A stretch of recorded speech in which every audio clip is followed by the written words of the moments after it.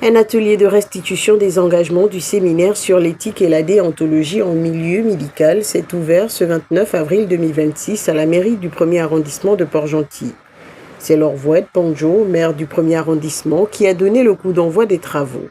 En souhaitant un plein succès à l'organisation, l'édile a rappelé l'importance de placer l'humain au cœur des priorités administratives et sanitaires. Je tiens à saluer la présence de Madame le procureur, car le respect de la déontologie médicale est aussi un gage de respect de la loi et de la protection des droits des patients. De plus, l'éthique doit rester notre boussole pour garantir que chaque acte médical soit guidé par l'humanité, l'intégrité et la responsabilité. Alors, votre regard juridique est essentiel à la solennité de ces travaux. Au centre des débats, l'amélioration de l'accueil et la qualité des soins en milieu hospitalier. Une feuille de route stricte héritée des assises présidées par le vice-président du gouvernement, Herman Imongo. Pour assurer une large diffusion de ces nouvelles directives, le directeur de la région sanitaire maritime, Raïssa Goulengu Ngwessi, a mobilisé les professionnels et cadres du secteur. Le thème général était l'amélioration de l'accueil et de la qualité des soins en milieu hospitalier. C'était pour nous inviter à garantir aux patients un accueil chaleureux, digne des soins que nous pouvons offrir au niveau de nos structures sanitaires.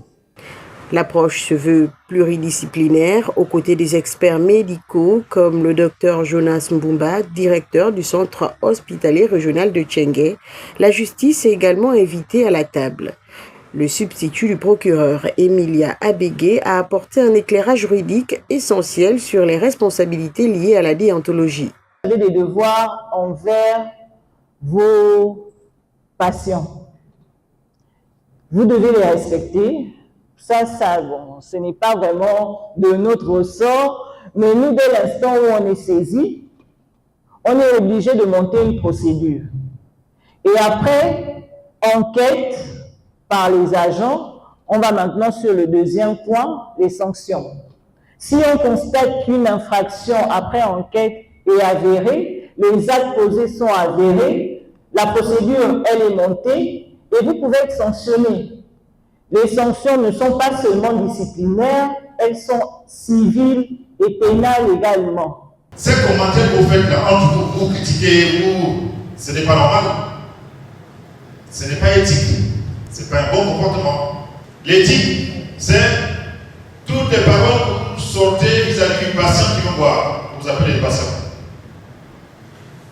On sort des mots, on a un mauvais regard, on a une mauvaise attitude, on piaffe, les mots qu'on sort ne sont pas bien indiqués, on ne mesure pas la teneur des paroles que nous sortons.